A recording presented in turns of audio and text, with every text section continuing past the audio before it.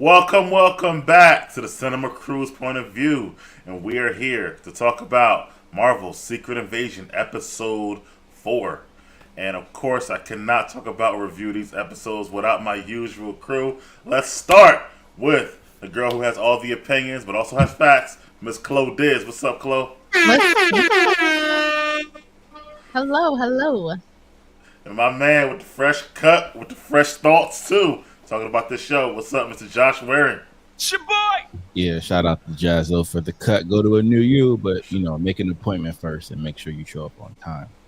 Shout out. I'm a little jealous. Gotta give mine a cut. But I went into this my dad and mom's 25th anniversary dinner this end of the month. So I'm pulling one of your moves. I'm waiting to my event to give my haircut. So and I gotta MC that joint. So gotta make sure I'm straight. Oh, I definitely want video. That needs to go in the highlight reel for Big Mike. Come on now. Oh, it'll be on there. It'll be on there. So. Hey, you know what? I'm going to judge this performance similar to Tony.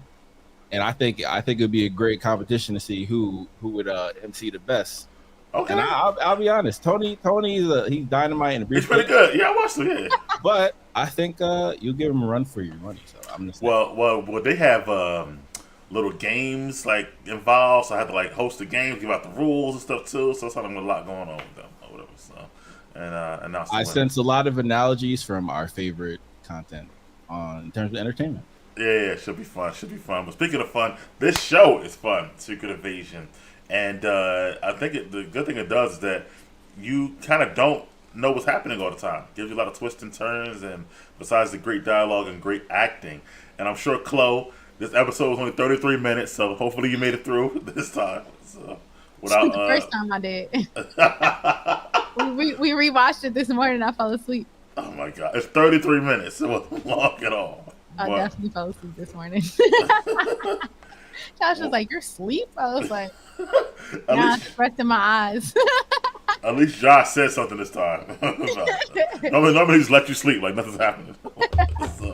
But anyway, this show, it starts right where we left off at last week with Gaia, and she, as we mostly suspected, because of the character that she is, played by Amelia Clark, that she probably would have been alive.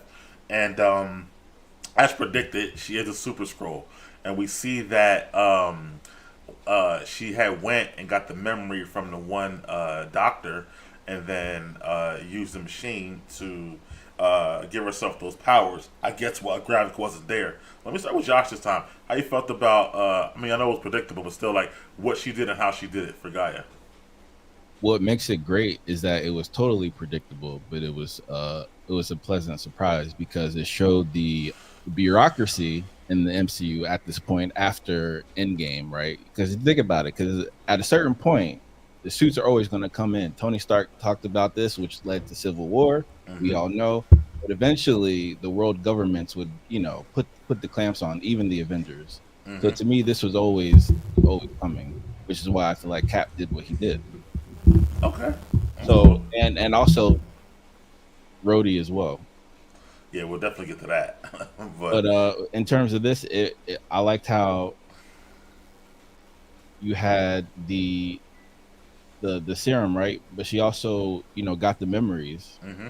But it also conveys, and shout out to Eric Voss as well. He had as well. That is that you, Big Mike? Oh, I'm yawning. I'm sorry. Go ahead. You good? All right. And then so you essentially have knowledge of or attempting to make superhumans, of course, which would be the case in the private sector, which often intersects with things like health. So of course doctors would be in the lab learning how to make this. So that's where the Skrulls decided to infiltrate, which I thought was very smart and very clever. And Chloe, how'd you feel about the flashback of her getting the information and taking the serum and getting those powers and being a Super Skrull for Gaia?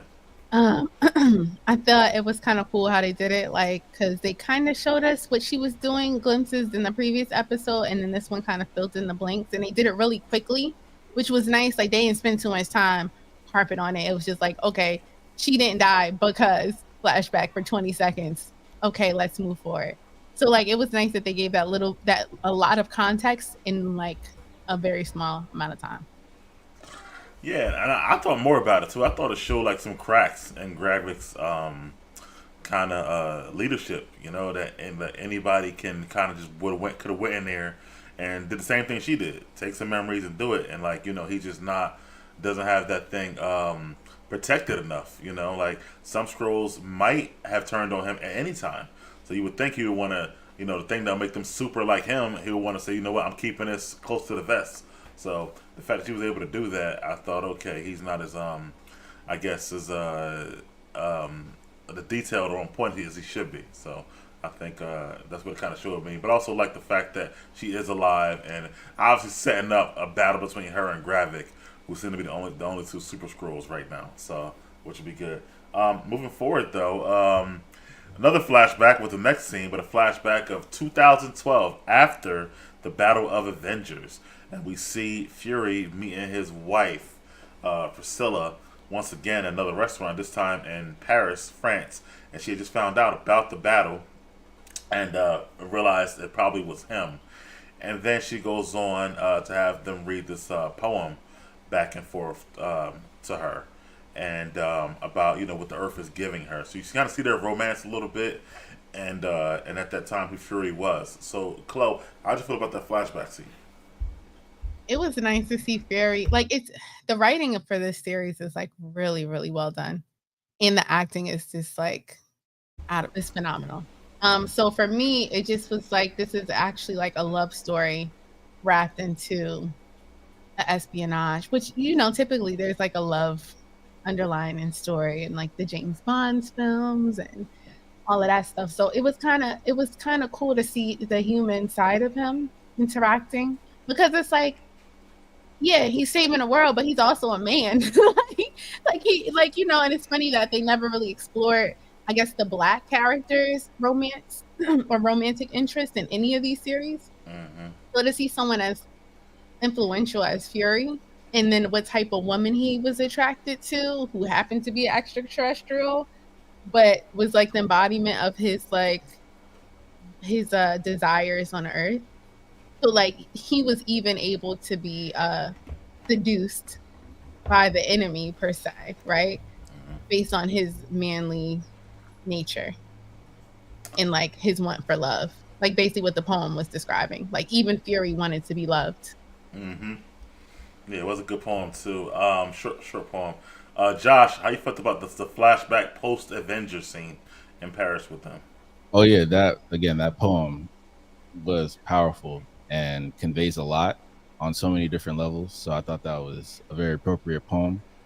And to me, their entire dialogue and scenes in this episode specifically is poetry. Like it's like a grandfather clock going back and forth, kind of like that. Like it was a great display of acting for the actors as well. And I thought it was very clever because you had young slick Nick celebrating Avengers in Paris, and I thought that was very clever. That was a very niggas in Paris moment, but also thought it was very clever because Disney has a park in the Paris area, and actually my first Disney park experience was Euro Disney in Paris. Wow, look at that. Okay, how was that for you compared to Disney here? Was it similar, just very similar? Or?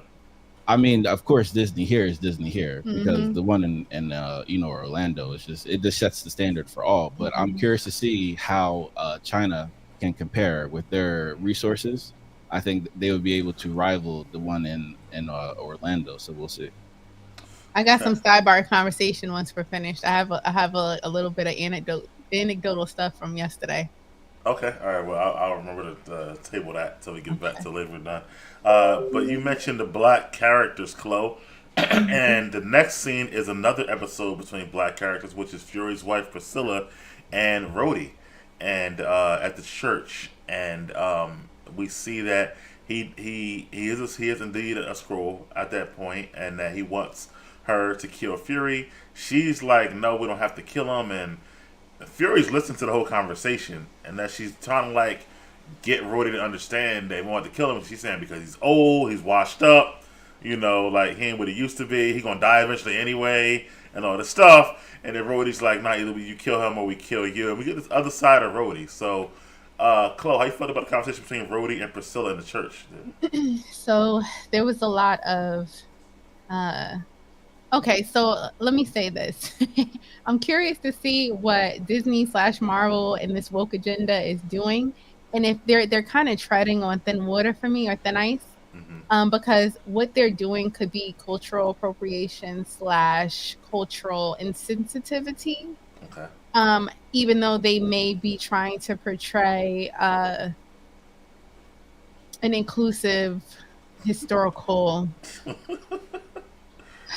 perspective, right? So, for instance, it's funny, not funny, it's interesting that they're in the church, right? And then we have Rhodey, who we'll talk about later, Yeah. speaking to this appropriator, right? A alien who's consumed a black woman's Hmm. embodiment, and they're sitting in a church while white people are singing a Negro spiritual hymn. Mm.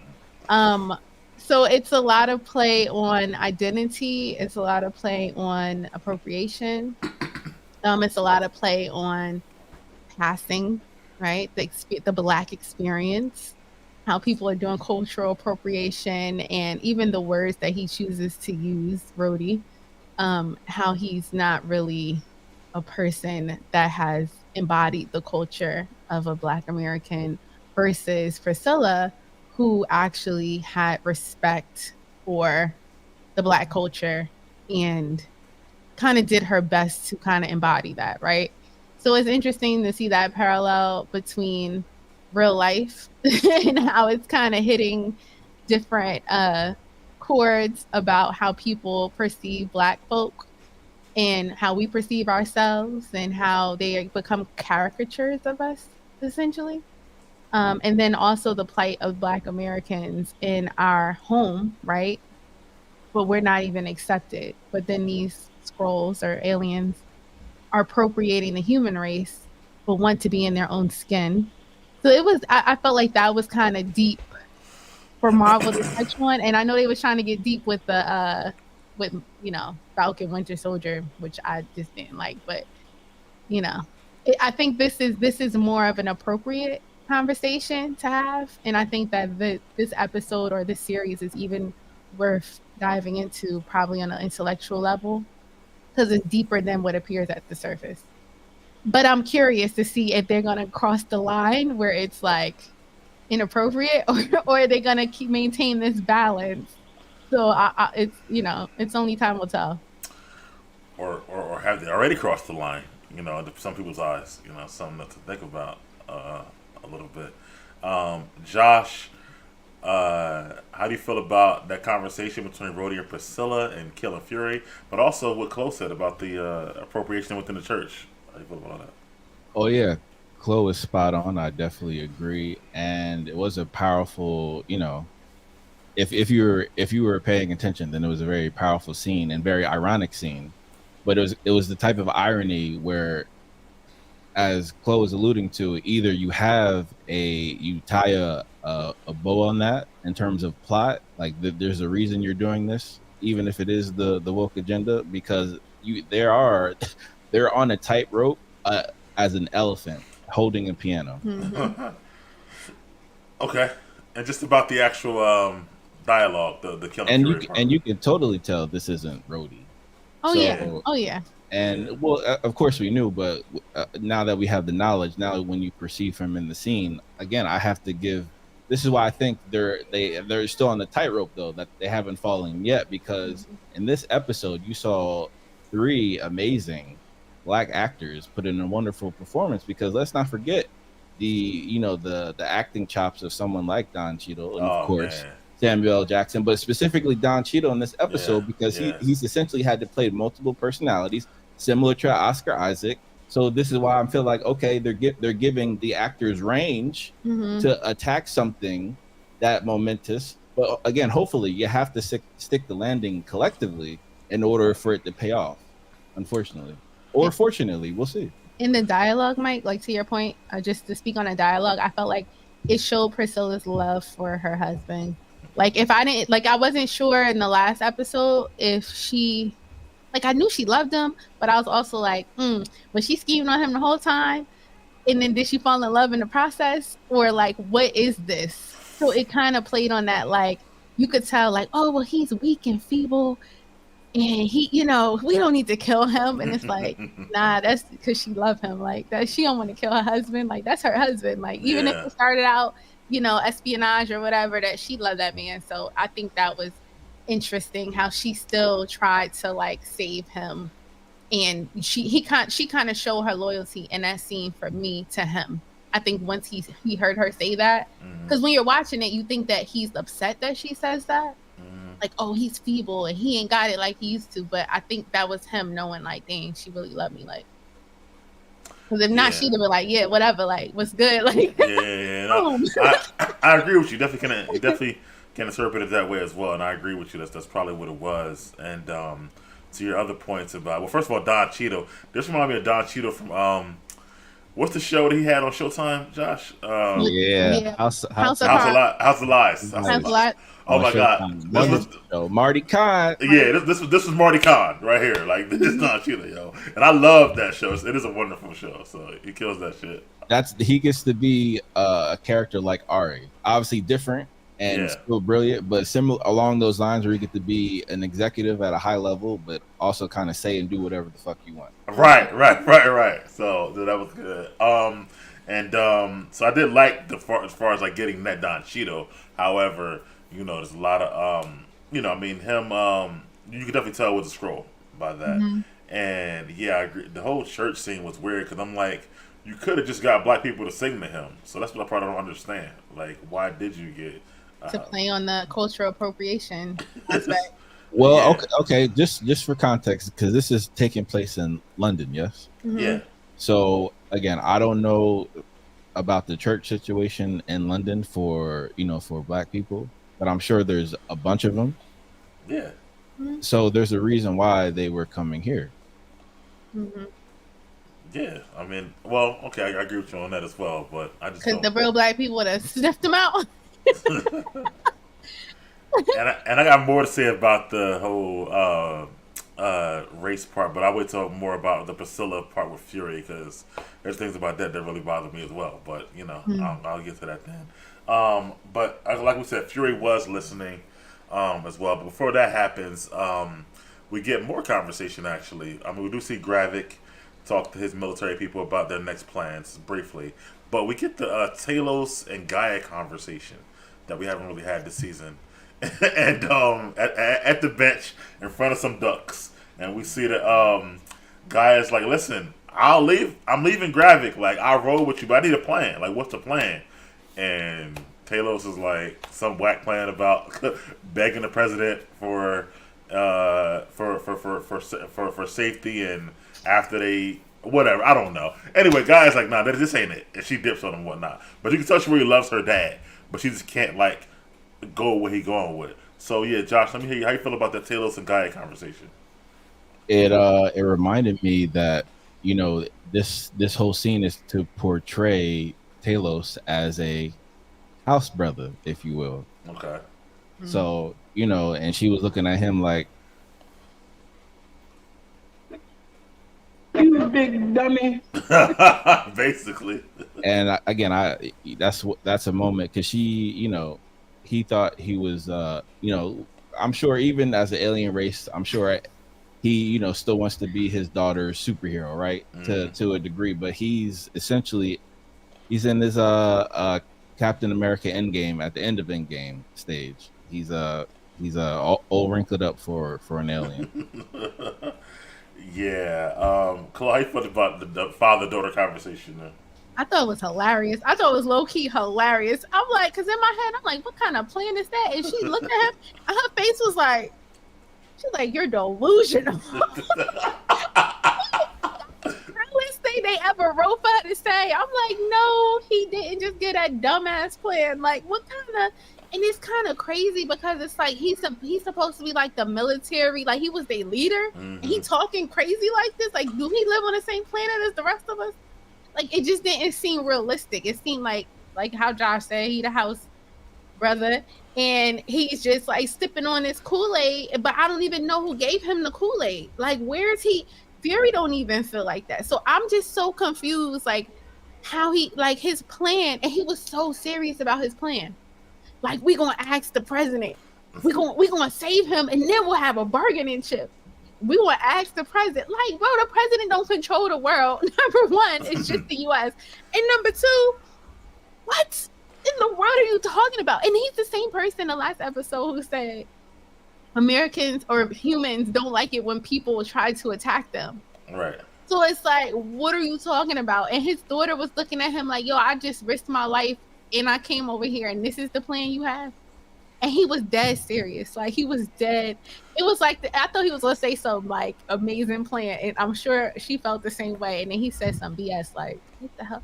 Like, are you serious? Like, that was funny. I was cracking up laughing. I was like, no, she didn't. You know what it shows to me, though, honestly? Like, I mean, what Josh said about the house mentality as well, but also shows, like, so two things, right? He's been here 30 years or more. So I think that, like, maybe in that time he really got softened up and forgot about, like, war and battle and how things go and felt like that he could ask the question. But also it shows he's only been here 30 years and he don't know how this world works. And that, like, just over the years, like, acting like the president owes you a favor to your, let's say, culture or race, that ain't never worked before and never. No. So it's like, but you know, to be fair, I still think that it's odd that these group of aliens want to be in their own skin when they spend the majority of their lives being someone else on purpose. So even before, when you had your own planet, you still were doing that for like strategic advantage for your, you know, for your race of people. So it's kind of like, why not continue to do that? And Earth is the perfect place for them. They would literally have people eating out of their palm.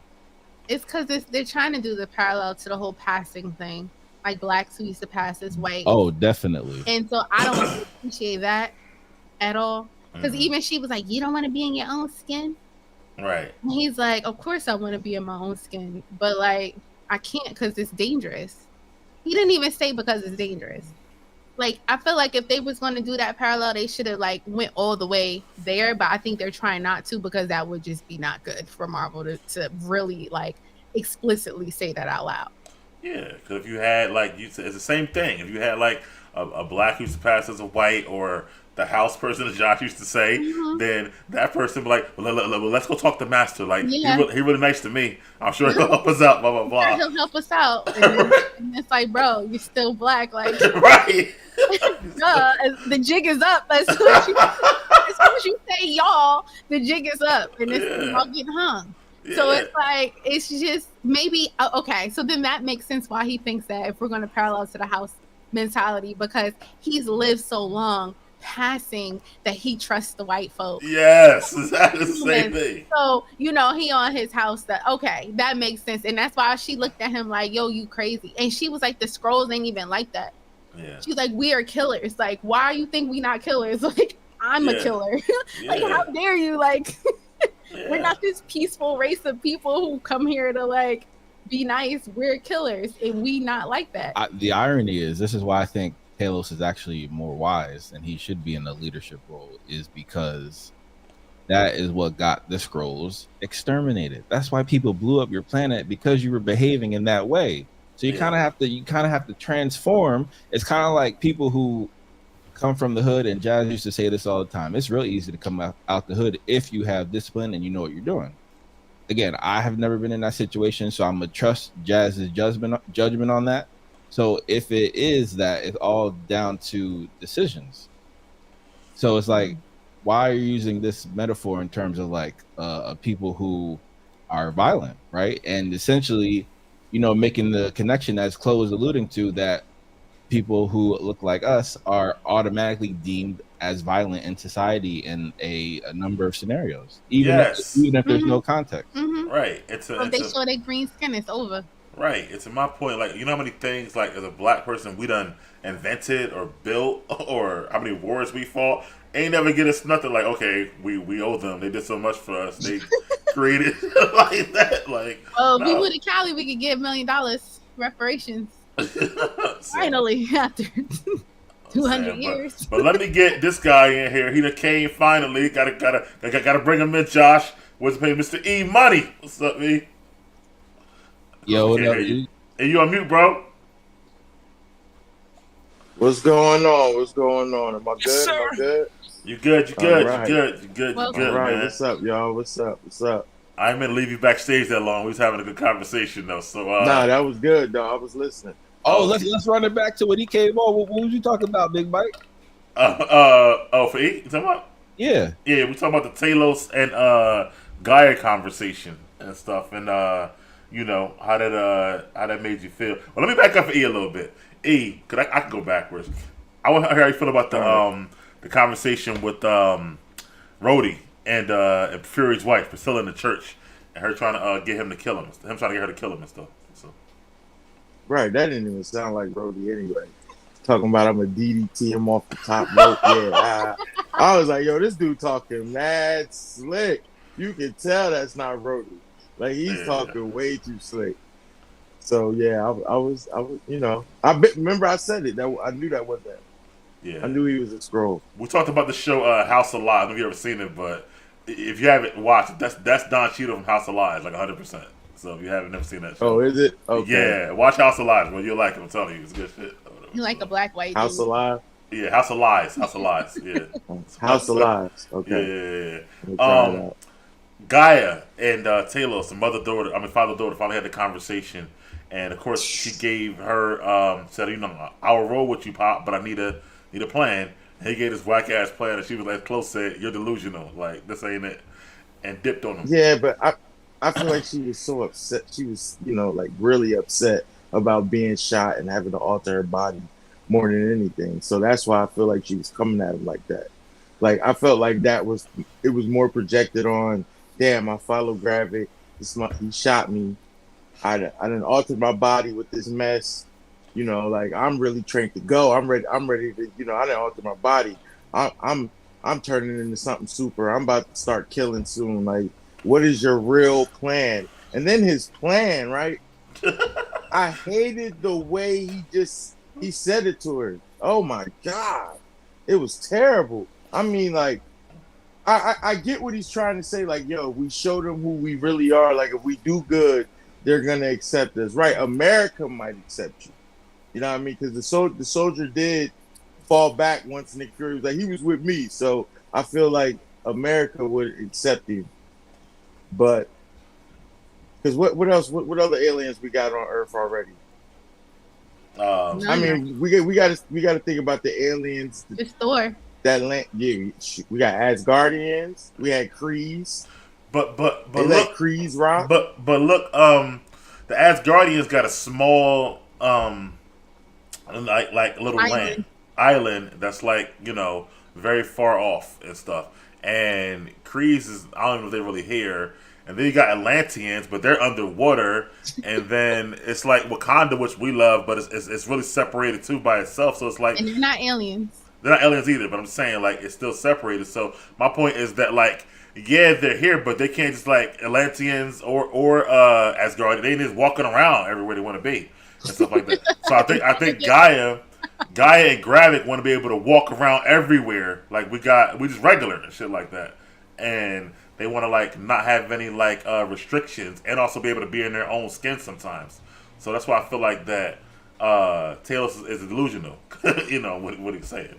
So. Only reason I feel he's delusional because it's too many of them. Right, it's a million of You them. know what I'm saying? Like, yeah, that's a million. But at the same time, they couldn't tell it was a million extra mouths being fed. So if you couldn't tell, then they probably could fit right in. But Bro, see, but once ahead, they go start ahead. showing themselves, people are gonna be like, "How y'all gonna get these aliens food?" And we don't have no food. Because remember when after the blip happened and all the people came back, people got displaced. So could you imagine if they found out that in addition to humans coming back, it was all of these aliens too?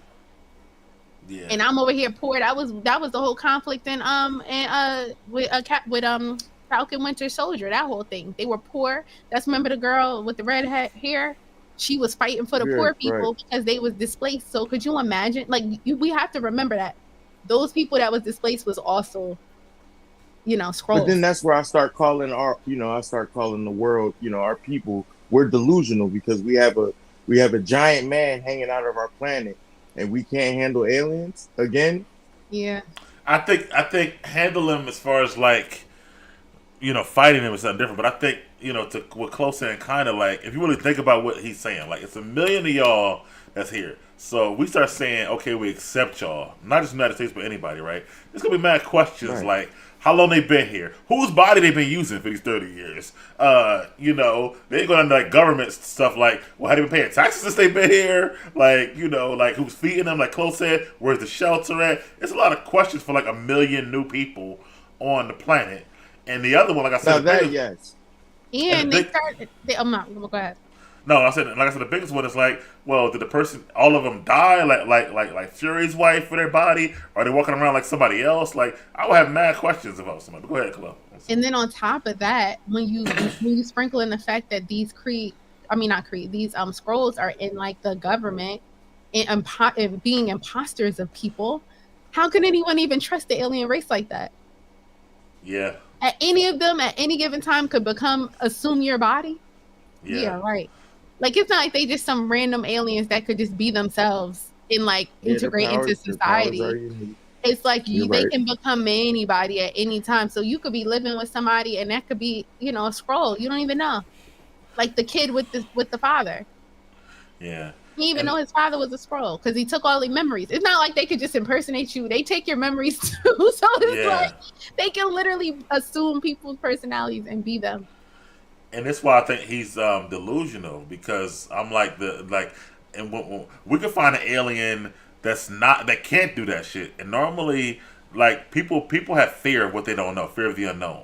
So they're not gonna be like, oh, yeah, it's cool, just walk amongst us. Yeah, we like y'all. No, they're just trying to like test them and kidnap them, all type of crazy shit, and like try to see if they can like duplicate it for humans. Like he don't really get it. Like I said, to me, he's ignorant because he only been here 30 years. So stuff like that, a little bit. Right, but he's also been here for 30 years, but he's also been doing a lot of work with Fury. So Yeah. I feel like he has to have a little bit of knowledge on what Bruh. he's trying to do. I just don't think he explained it right. He sleep. He ain't woke. Because then on top of that, you also got to remember, because Fury woke. Even Fury be talking to him like, are you crazy? Are you out your rabbit ass mind? When they Right, have Fury this talking to him conversation. from a black standpoint. That's why. Yeah, because he's a white man. He's a white scroll. So he's living That's experience as a white man on Earth, number one. Right, That wait till part. he has to live as a green man. Wait, Right. so yeah, he should But have again, lived as my a black problem man, with then he would have everything known. is my problem with everything is still like how they expect everybody to react so scared when we just had Thanos.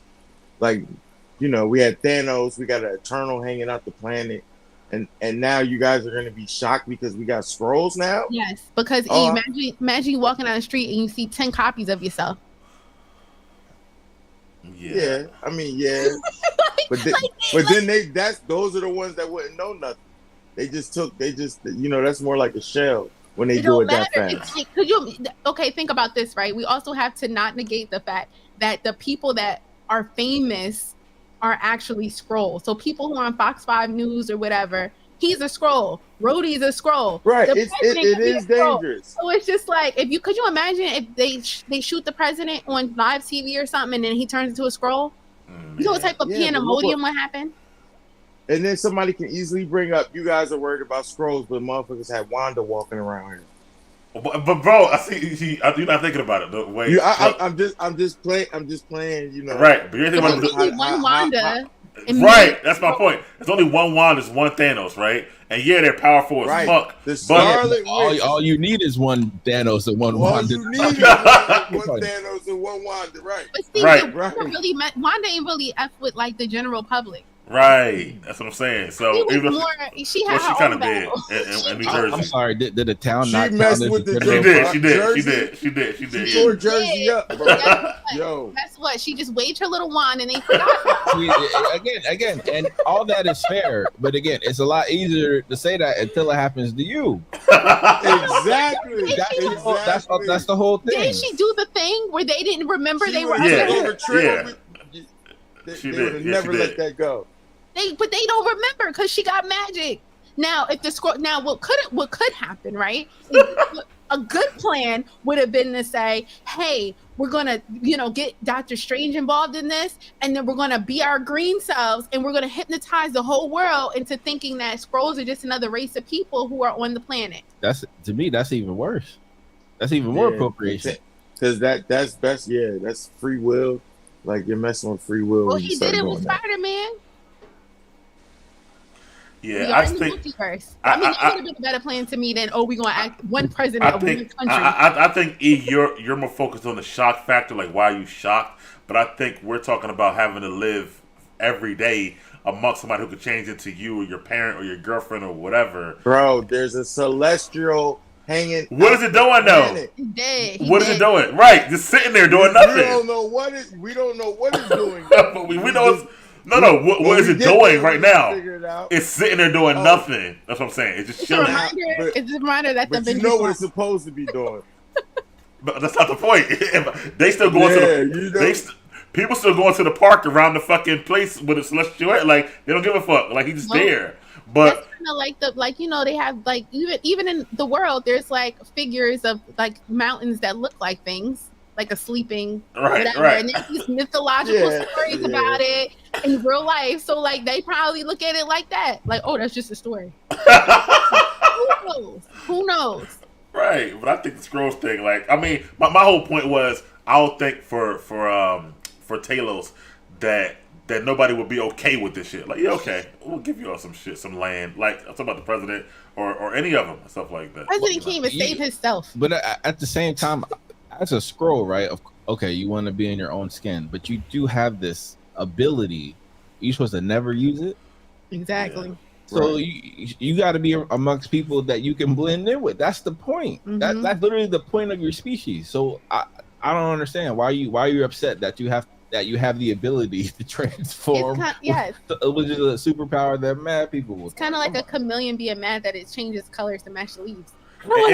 And I'm wondering, are they going to go with the real reason why they lost their planet?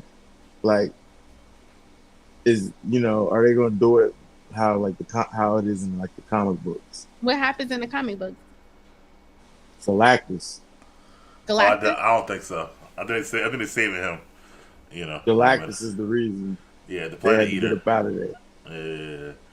So Galactus just went there and ate their planet? That's what he does. He eats planets. Yeah. Oh, he's a planet consumer. Was that talked about in the Eternals? No.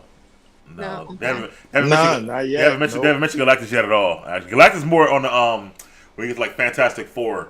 You start seeing more Galactus type stuff at that point. Yeah, and also one last thing I want to say: isn't the Prime Minister a Skrull right now? The lady, right? So if what Talos is saying is true, that she just say, okay, we got some Skrulls here in the UK, so we're gonna allow them to walk around. It's cool. She's the Prime Minister. You know what I'm saying? Wait, the Prime Minister's the lady with the that had the owl, right? No. Oh, okay. She's a spy. The one that let Graphic take over, right? Yeah. She's a Skrull. Yeah. It's the UK Prime Minister. All right, moving forward though, because that was good, but great because this conversation is even better, and it's very layered. And it's the one between Fury and Priscilla. And it's when she gets home and she sees Fury's there. He done took his wedding ring off and stuff like that, making some tea. And they sit and they have a conversation. And Fury knows that she's strapped. She got the strap. And he's ready. They pull their guns on the table. And but they talk about, and he wanted to know, which we all wanted to know, what made her choose her to be the Skrull. And she does say that he was the mark, so they had to find somebody that he would be attracted to. And she sat with a lady who was dying and asked for permission and all this stuff. And the lady told her, you got 3 things I need you to do, but you can do it and stuff. A doctor lady. So, and then at the end they didn't kill each other after they did attempt to shoot each other, but didn't really attempt to shoot each other. And he left her with a question where she asked, if I was just me, would you still love me? Because I guess we'll never know. So since you haven't been here the whole time, I'm gonna let you start and dive in on this Fury and Priscilla conversation that they had. Yeah, I love the conversation. One, I liked the acting too. I liked how they were speaking with their eyes more than anything. Like you really felt it. You felt it how he looked at her. You felt how she looked at him. So when she wanted to be beloved, I really felt it. Like that was a real good scene for me. I really enjoyed that scene. Now the problem was like I like how she explained everything. She did everything right. She like you see what I'm saying? That was honest work. I couldn't even be mad at her. She did everything that lady asked her to do. Not only that, you kept going to see that lady, and you still go see that lady's parents. Like that's some strong, that's some real stuff. And this is crazy too, because I never thought that this man was in love and messing with a scroll the whole time. You know what I'm saying? He was getting some of the purpley juices the whole time. It's funny. It's facts. Yo, that's what I'm saying. That must have been a good experience for him, because we'll never know. You see, he ain't never right. He ain't never leave. Maybe they might have that good. Who knows? Right. I like how they ain't blow each other with the ratchets. That's another thing. But go ahead, Josh. My bad, E. I was about to say, and they also, because Vara, now let's use that name, right? Okay. Vara is a scroll. Fury can be like, oh, turn into so and so for the night. You feel me? I mean, that's what you would do. Let's keep it a stack. Yeah. So, and that could also lead to Vara always siding with the scrolls, because perhaps Fury never actually did it with her as a scroll. Okay. That's the context I got from that, which is why she asked, "Oh, would you still have loved me if I would have been the real me in my own skin?" And then Fury is like, "Hey, I guess we'll never know." I think he would have, though. Oh well, since you're already going, Josh, how you felt about the whole conversation in detail? Oh yeah, powerful. Like I was saying before, their entire dialogue through this entire episode is poetry, and it's just very powerful and hitting home and having great metaphors. But Fury was right. I mean, you're the master of all spies in the MCU, and this is literally CIA 101 or FBI 101. Whenever you want to infiltrate an organization, you always go as the most attractive person of the opposite or whatever, same sex, whatever, and be what they desire. It's spycraft 101. So I'm watching this whole scene like, got to be a fool. Like what did you expect? It's like you wanted to believe the lie, and I guess that tells us more about Nick Fury than he cares to admit. Okay, Chloe, what are your thoughts on that whole conversation? I mean, to Josh's point, to your point, he kind of admitted that was like his dialogue. Like, I went against every fiber in my body, but I couldn't help it. Like, of all the people who got me, you got me, and I'd do it again because it was worth it. So like, it was a tearjerker for me. I definitely cried. I was like, oh, this is just so romantic, even though they was about to kill each other. But it was a tearjerker, and I was just like, oh, it's like black love. Like, they love these people, even though she's not black, but I'm about to say that's not black love. I know that's deep, right? But visually, it was black love. I think it is kind of though, because she's been there for 30 years, and like what Chloe was saying about Taylor was how like he been a white guy, so he didn't have like the black experience, but she was having a black experience. So I feel like it is kind of black experience on Earth. Yeah, I feel like it is kind of black love overall. And then she was also, like you said, she got the lady memories. She was still going to see her family, the lady's family. So I feel like she did, become a black person. Black experience, but that ain't a whole. I mean, I guess 30 years might be enough to live in America. You only 30 years, so we talking about. I guess. But y'all was just saying how 30 years wasn't enough for oh boy, Talos. Because he didn't live the black experience. He was a white man on Earth. Right. That's what I'm saying. If he was 30 years a black man on Earth, it would be different. So I'm curious. Okay, let me talk about this scene, but I'm also curious, sidebar, to see how long Don Cheadle was that person, because he didn't get the black experience. Clearly, he don't understand, and we'll get to that. I'll tell you about the next one when you. Yeah. He don't know what it is to be black. Like, she or whatever. Even the words he used, even the words he was using when he was. Well, we'll get to that. I can't. Yeah, we'll get to that. But like, I thought that because honestly, I liked the scene because I didn't know if she was gonna kill him or not.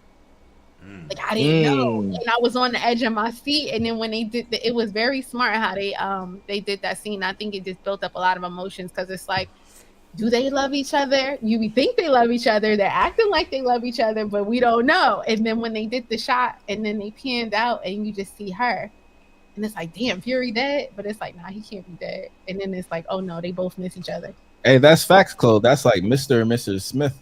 You know what I mean? Like, Yeah, it's Yeah. I thought it was a great scene too. You know, the fact that he was the mark, so because you know, I think he felt bad like about why did she choose the skin, but you know, she kind of explains to him as a spy probably took it better than like a regular person would take it. You know, at that time because he know like Jai said, spy 101. So she had to do what she had to do. And I think they did grow to love each other over that time period. You know, since they were together so long, and but I wish like I don't know. I feel like she was probably conflicted in her life because I think at some point over the last 30 years she might want to tell him like, listen, you know, I was sent to, you know, be with you, but I fell in love with you, but couldn't say it either because she didn't want to lose him or blow up her spot at the same time. So it's kind of like she probably had a lot going back and forth in her mind for a long, long time.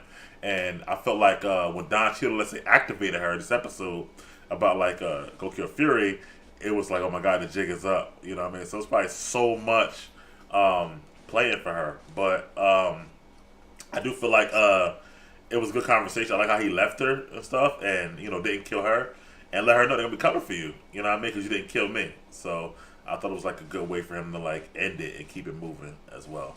To be honest, guys, I really thought he pushed her shit back. Mhm. He did?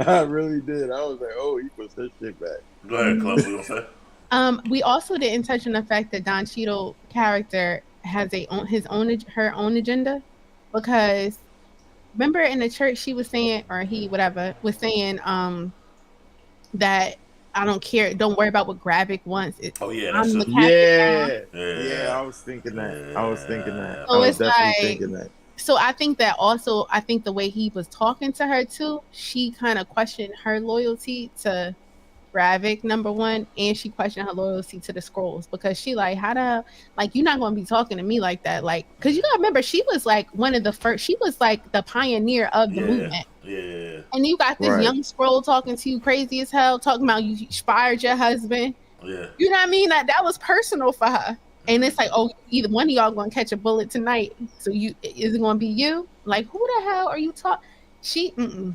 I think that also activated her to be like, nope, I'll choose my husband over you any day.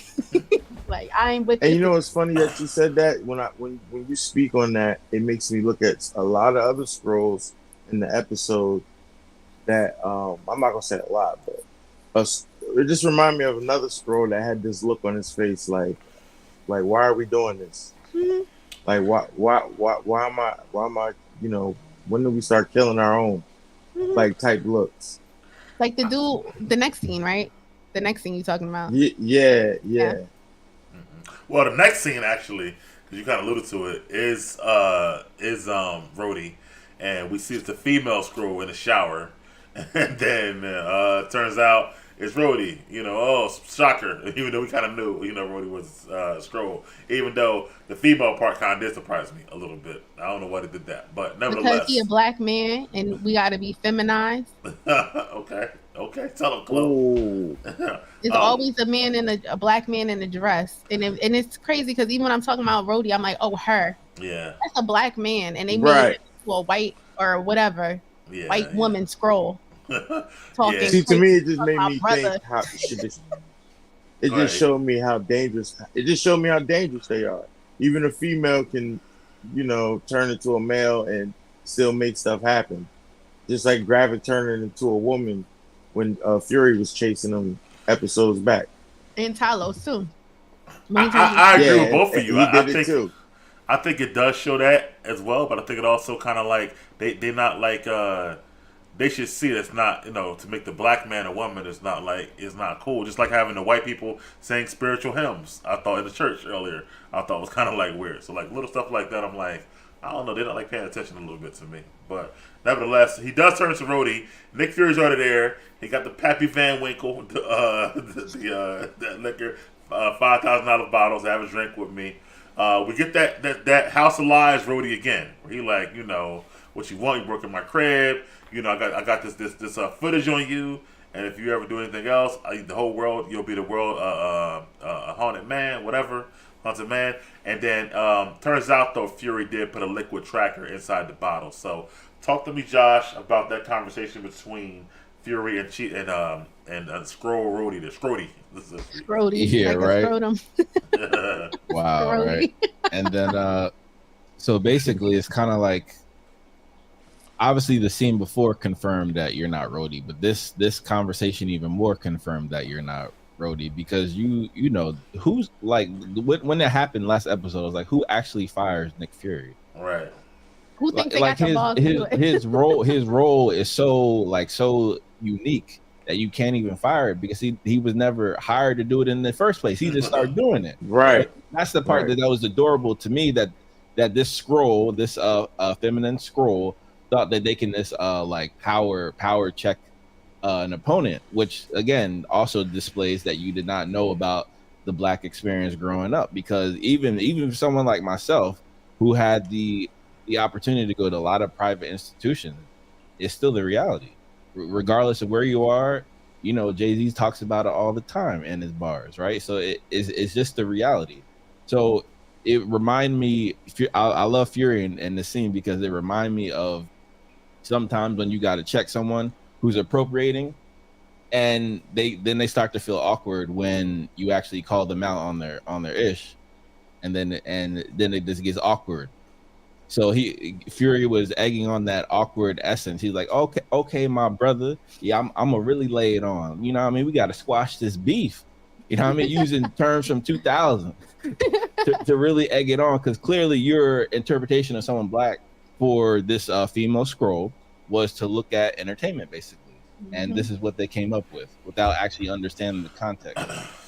Yeah, because even that bottle was maybe like a test, because that's like a really old bottle, expensive alcohol, made by a Black person. So the fact that Scrody was willing to just throw it away, kind of like, yeah, you're definitely not a regular Black person. You would never pour this shit out, basically, in his mind and shit. So, but ancestors. right. But Chloe, I thought about the whole scene there. Nick Fury in it. So I thought it was brilliant. Like, the dialogue itself was brilliant. Samuel L. Jackson is really a great actor. Like, you can take that way. But it's just him, his authentic Black self in this role in Marvel is just like, I mean, I love it. I'm loving it. It's not like a caricature of a Black man. He a Black man playing a Black man who lived a Black man. And it's funny because even like how Josh said, like the slang he used, and like, yeah, because at this point, the viewer, we know that Rhodey is a white woman, Skrull, whatever, and is appropriating and using these basically stereotypical terms, simulating a Black person. And it's funny because he calls her out and she don't even really know. But I also catch it, right? You don't catch it. She didn't catch, but I was also questioning when he was like, oh, there's a Skrull in the government as close to the president, like me and you are right now. I'm like, does he know at this point that he knows that he's a Skrull? Yeah. I think at that point he knew, right? I felt like he did, and that's why he threatened him with the video in the first place. But I don't know. But Fury is so slick. He threw him off because he like, I came here to beg for my job back. So he doesn't. I think the ego of the Skrull kind of, he played to the ego. Like, no, I'm just here to beg for my job back. And I won't tell that there's Skrulls in the government. Right. You're a Skrull and the jig is up. So it was kind of dope how he did that, and that just plays to his spy. Like, and for Fury to be that humble and just to like put his ego aside in that moment just to get the job done was interesting, because we all know what he could do, but he just playing a long game, like it's chess. I also think that it showed that this female Rhodey hasn't been Rhodey for a long time, maybe like post Endgame, because they would know Fury would never come back for his job back. Like if they had long time Rhodey, like they would know that's not no Fury type of thing to do. So I feel like it's like they're just like newly to being Rhodey at this point. But E, what you think about the scene? Man, listen, I love that scene. First of all, what really got me is that scroll talk so much shit. It's not even funny. I know it. I don't know if y'all caught. I don't know if y'all caught. Get your mobile ancient ass out the door. I'm like, yo, Just be talking reckless. the scroll talking crazy. As Oh, a man, black I love man, that though, scene. she talking Yeah. crazy as a black As a man. black man. Fury. But listen, this is where she wasn't black man though. When he was like, yeah, I came in and you broke in. Right. Yeah, Brody is not gonna be sitting up here breaking and entering. You're broken. Nah, that's not. That's not Rhodey. We all know that's not Rhodey. So she was telling her herself like a lot, getting open, talking shit. He did that shit perfectly, man. I loved it. I love that man acting. Yo, this makes me respect Samuel Jackson so much more because I kind of forgot. It made, you know what I mean? I forgot from the little scenes they've been giving him and him taking this over. Yeah. Man, I love this show. I don't have no complaints, and I usually do. Mm-hmm. I ain't gonna say that. I have some complaints, but I do like the show. I love the show a lot, though. But yeah, it's small. It's small. Scale. It's very small. No, I mean small scale, but also small complaints. Not a lot. I love the. For me, like this is my type of stuff. Like I love this this dialogue is crazy to me, and not knowing who's what and who's. So Winter Soldier vibes, like I said before. So, but next scene, more of the let's say crazy Rhodey, and he's talking to the president. And the president, like, are you drunk? Basically, like, you need to sober up and stuff like that. But what he's saying to him, but basically, he was making sure the president got in a certain car because the plan was to take out the president. So they go in this convoy. Yeah. They go in the convoy, and at the time, and Nick Fury and Talos are following. And in the convoy, Rhodey lets him know, like, whoever it is, I guess Gravik, the president's in the fourth car. So they go to shoot the fourth car, but if they do shoot the fourth car, president doesn't die. Fury pops up. Now we got this big action scene, right? And he's smiling. I know he loves the action scene.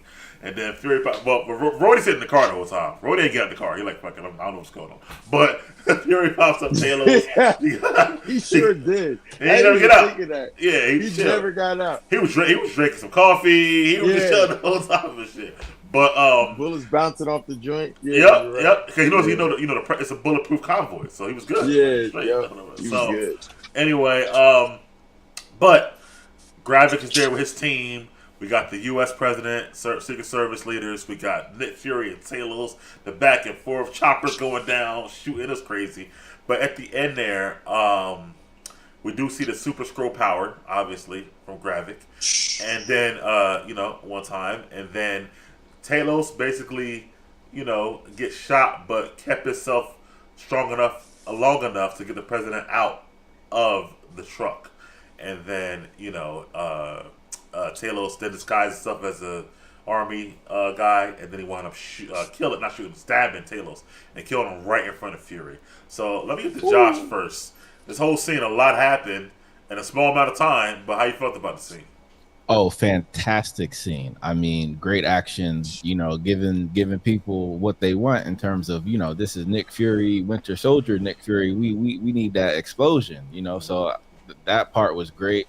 I thought it was clever to have the Russian team in unmarked clothes and also, screaming loud in Russian. But at the same time, if anyone knows about Russian clandestine arts, they're much more slick than that. They would never do that in that way. So I thought that was interesting. I think Gravik overplaying his hand perhaps, but that might be because, as Big Mike alluded to, having the superpower. So again, I had to suspend my disbelief a little bit because it was the whole even the beginning with the chopper having the missiles. I'm like, these are the most trained people on the planet for emergency situations. You telling me no one driving with all their training saw the missiles come to them? They didn't swerve at all. They had like tactical training for that stuff. So for me, it was a little bit suspend my disbelief, but it was still an awesome scene. And I mean, wow, Talos kind of actually trying to make his plan come to life, because if you do save the president, at the very minimum, you have a better chance for Americans to accept you. And let's be honest, Talos was Americanized, which is also another connection with the black experience in America. Okay. Chloe, let me get to you this time. How you feel about this whole action scene, the Thalos' death, all of it? Okay, so I want to focus mostly on the part where Don Cheadle was talking to the president. Like that to me was the most impactful part of this. Okay. So so first of all, right, this is how you knew he did not have the black experience, period, right? You going up to the president, talking to him crazy as hell, to the black man, smelling like liquor. I was like, damn, he making us look bad as hell right now. That was the first thing that came on my head. Like, you took our skin and you gonna do the most, I don't even want to say that word, why? Right. Bleep ish you could ever think of. Yeah. The president of he tapped the president like, yo, let me give you some advice. Black man, that president was looking at him like, is this real life? What? Right. And advice. And for me, what? From a black man, like, first of all, you go brush your teeth because you smelling like you. He was like, you was over there pre-gaming with the Russians. Right.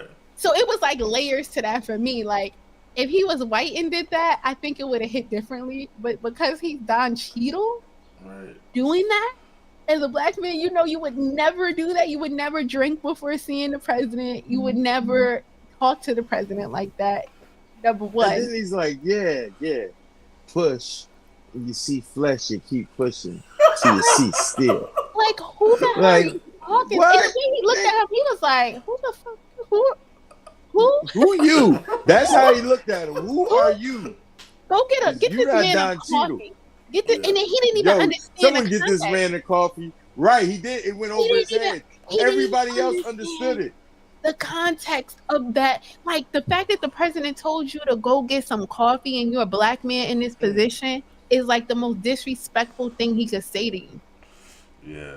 So that to me was like, dang, these scrolls is out of control. At that point, I was like, oh, they out of control. They messing up all the progress we made in one.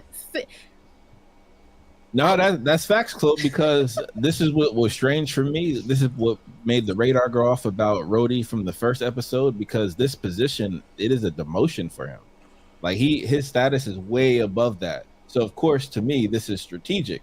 Why else would you accept that role? And the fact that if Rhodey was on the outside, like on the private side, kind of like how Tony Stark was, then you could do that with the president. Mm-hmm. That's where he was before. He was like a liaison before, but now that you're under the commander in chief, you can't do that anymore. So it's kind of like, this is why people like Sherlock Holmes will never work for the police, because as a private detective, you can do things that the police cannot do. So he had that, and he traded it in for this position. It was very weird from the beginning. So yeah, he also, in addition to failing to use the black card correctly, you also, as Chloe alluded to, made a whole group of people look bad, and you also appropriated it incorrectly as well via Marvel. So this is what I'm saying. I'm giving them grace because of the people involved in the project, but they're literally on a tightrope. And it spoke to his ego, that Scroll's ego. Because who do you think you are to talk to the president like that? Like, he's out of control. She out of control. I'm curious to see who the hell she is, and like, why does she think she can have that much power? Like, who is this woman? Like, that's what I'm curious about. And then, so the next scene, whatever, Gravik like shoots him with the thing. And I also was wondering, I'm like, he must really love his face, because that's the same face he's kept his whole life. Like, he's just Gravik. I'm like, he's not worried about them seeing his face on like cameras and stuff, and knowing that he's like a person that's instigating all of these wars, because he's at every scene. You can't be Russian and Chinese, like, you can't be like, we're the Russians, boom, boom, boom, and then be the same face as the Chinese, boom, boom, boom, and be the same face as whatever other person he's impersonating. It's him. It's like his face. So that was very interesting to me, that he's showing up in his skin to every fight, because somebody's gonna recognize him. Well, I think he's showing up, going back to what he said to Talos a couple episodes ago about, like, you know how in the old wars, or most wars now, there's always like a group of people who are promoting the war, but Trying not to actually take- fighting yeah, the war. They're or not something like actually that. the winners. Yeah, Right. yep. So I think he's So like, yo, him being himself is Right. letting the Skrulls know, like, I'm always there. I'm always front line. right. No, When I'm like- in history. I meant from like so they're supposed to be impersonating countries to make war, right? So first he was in Right. Russia as himself or wherever, and now Yeah. he's over here as himself. So is he a Russian? Like, is he portraying a Russian? He was portraying You a Russian in can't, it. be, you can't in be the like scene. espionage and have your same face. He don't have no mask on or nothing. Oh so yeah, I got you. Yeah, you get what I'm saying? Like, you Yeah. can't pretend to be a certain country. Like, you can't pretend to be France one day and then the next day you speak Russian and say, "Oh, the French did it." Yeah. But I'm over here fighting for Russia too. Like, that's the part I just don't get. So Yeah. it's kind of like you showing your hand. I don't know. That part is like the plot hole for me. I'll get back to that question after this. E, how you felt about the whole action scene there? I mean, it was small, compact, but I did enjoy it. Another thing when y'all was talking about Rhodey, I like how Rhodey's when he said what he said and the president said get a coffee, right? And it went over Rhodey's head, but even the staff that was opening the doors understood and was giving them the look like. So everybody else understood it. And then he was chumping off the dude that got his arm broke. Mm-hmm.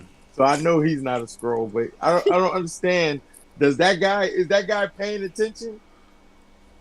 I mean, well, first of all, they probably would have replaced him on somebody's detail if his arm was broken anyway. So I think it's kind of weird. Yeah. Anyway, yeah. He Or at least said, Right? at least You're said right. sit out for a few weeks or whatever like that till you heal. So And how can you protect me with a he broken wouldn't arm? even- right, that's what I'm saying. And Fury broke his arm. I just thought about that. Yeah, Fury did that. I thought that was Yeah. kind of weird that he was there They definitely wouldn't have a person on a Secret Service detail got a broken arm. They with a like, all sling on. Like, that's Yeah. workers' comp. yeah. He don't work. He needs to Yeah. be on workers' leave. Like, that's But deep. the next question: how do y'all feel? Because y'all all kind of like touched on it, but not really talked about it. How do y'all think? How y'all feel Talos' death will affect the series moving forward, as far as Fury or Gaia, or what will happen next? Let me just Yeah. ask you. I Go ahead. I think it's definitely going to affect his daughter. Uh-huh. And he needed to go. Like, what was he doing? I felt like his role was kind of like done. Like, what else could he have done? Like, it's time for you to move on. Like, I'm glad they killed him off. He was in the way. What you He was in think, the Josh, about Talos' death? Jeez. Yeah, I mean, tell them how you really feel, Chloe. I mean, I felt like that, but not as harsh as that. No, but to be fair, I think we all know that at times Marvel can be a lot for actors who have a lot of talent. So I do agree with Chloe that even Robert Downey Jr., Chris Evans, everyone got tired of it. They got fatigued. That happens, right? So again, as Chloe's point, he really didn't have anything left. You have your daughter as your legacy. She's gonna be potentially the queen, Queen Skrull. Potentially, we'll see. Depending on what her plan is like, since she's shitting on other ones' people's plans, I hope she got a brainstorm of a couple great ideas. But I think she actually does, though. But I'm just curious to see who's going to end up following her, because similar to the Mother of Dragons, she's going to have to get some people to come and fight for her. So I thought that was very interesting by Marvel. Also, okay, sidebar. Do y'all think she looking kind of old? Like, don't she Amelia look Clark? like older? Yeah, she don't look like an old woman in this show. Well, white people don't age great, so maybe that could be. Yeah, they don't. Yeah, that'd be a little different. But I watched the little interviews of her on the show for the show. I mean, and yeah, she don't act it. I mean, she was just she loves Snoop Dogg. Love Snoop Dogg. Random Random love tidbit. Snoop Dogg. Like, It was crazy. She I was- like yeah, how I know, I old was is she shocked. supposed to be? Because I'm looking at her like she's supposed to be Gravik's age, but he yeah, looks so much younger. Right. Than because he's black. That's why she's not. Right. Like, even like her makeup, like her lips are all blue, and like she just doesn't look like a young woman. She looks like an older woman. Like, I don't know. It's weird to me. I noticed think- that this season or this episode. I think this will be her. I mean, the mourning of her dad might give her some inspiration, maybe come up with some better ideas. I don't know, but either Yeah, way, she coming yeah. at the Gravik ass. I know that for sure. I know that for a fact. And he don't right. know she is Super Skrull. So, and he don't know she alive. Matter of fact. Yeah, he doesn't know she's the best spy And right remember now. when she did Game of Thrones, I think she was 22. Yeah, to start the show. So she probably like 35 right Yeah. now. Emilia Clarke. So, Right. But 35 for white. I'm sorry. The age bad. I'm sorry. Mhm. But Yeah, they did the nevertheless, age difference. okay, but that's the end of the show. So that was episode 4. So EMX, how would you rate the episode 1 to 10 then? For real, I give this one still an 8.5. Okay. I gave it an 8.5, especially damn Talos, man. Yeah, he's done. Rest in peace. Right, just left on that ground. Now, I meant to ask you guys, what about the other scrolls that got hit and was dropping like flies? But they got Shouldn't the they super be on the serum, ground right? green too? Don't they got I the don't super know. I serum? don't know if all of them got the super serum. He probably gave him the super serum. Me personally, I Oh, assume okay. that they were the So test. nobody died. They were the Alright. test subjects first, and then Gravik eventually got his after it was verified that it worked. That's how. Okay. And it was kind of deep that Gravik killed him. Looked him in his eyes and killed him. Yeah, that was deep. I That think was- also, to Josh's point, like, if I'm Gravik and I can do this, I will make sure my team that's with me all the time, we're all super soldiers or super Mhm. scrolls or whatever like that. Super So, Scrolls. yeah, Chloe, how would you rate the episode though, 1 to 10? I'm gonna give it a 10. Oh wow, okay. I really loved this episode. Like, there was nothing I would change about it. Nice. Okay. I mean, even like the ending, like the fight scene was cool. I mean, it was alright. I was just like, oh, okay, things are getting blown up. It's kinda good. Then he died. I was like, okay, that's a good little twist. And then Gravik killed him. That was kind of cool. I like Gravik. I'm not going front. I really like the character Gravik. Like, I want to see him really Yeah. like. I want to see him be his best version of himself. Like, yeah, I want to see him like thrive, and I feel like they not let him thrive yet. Like, I want to see him thrive. I want to see him like do some bad. What do you mean, thrive as a villain? Oh, okay. Yeah, like I want. Well, I him mean, to he be started. Like, Thanos. He started, but I want to see. We He only was got 2 ripping episodes people left, up with right? Groot. yeah. I want to see him do some like real badass stuff. Like, things are happening, but I want to see like his full potential before they kill him off. Like, I'm Team Gravik. I don't care. Nothing wrong with that.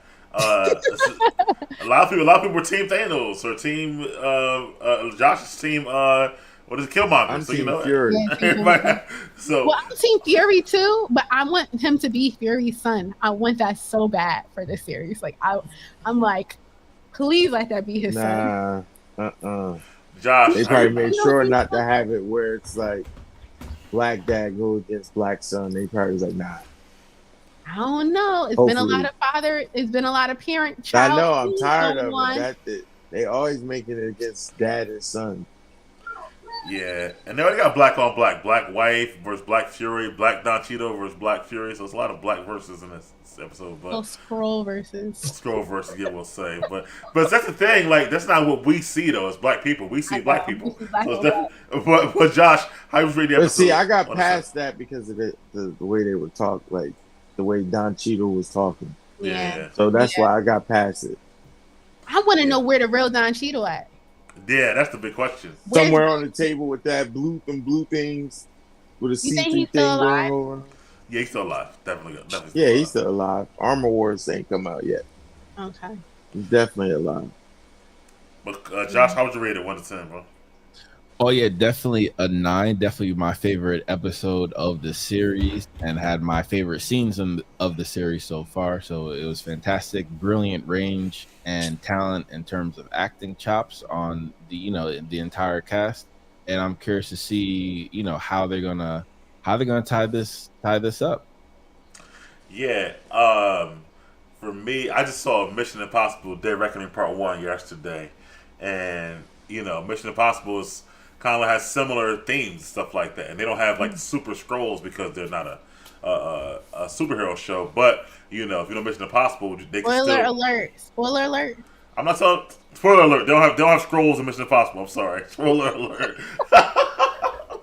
But if you know the Mission Impossible series for the last 7 movies, you know that they can put on someone's face. Okay, spoiler alert. Even though it's been 7 Okay. movies. Right. So Right. that kind of makes it like similar to me. They don't have it's like real life changing faces or whatever, rather than super scrolls wise. But anyway, my point was that movie is great. It's like 9 out of 10, maybe 9.5. Dead Reckoning Part 1. And this kind of gives me like the same vibes, just on a smaller scale because it's a TV show. So I would definitely give this episode like a 9.5 probably like a 9.5. It was really, really good. The dialogue, the action that it had, and still keeping you. We still don't know a lot of stuff. He said, "Where's Rhodey? What's going to happen with Gaia?" So it's keeping me interested the whole time. So I definitely would go with a 9.5. Anyway, E, thanks for making it. For most of the show this time. Happy you was doing a little bit. Yeah, you know it. You know it. Yeah. Chloe, Josh, enjoy y'all trip to Jamaica. Have a wonderful, wonderful time. We'll be back next week. Thank you for coming on, and everybody for watching. Make sure you like, comment, and subscribe. And we'll see you guys next week. Peace. Peace.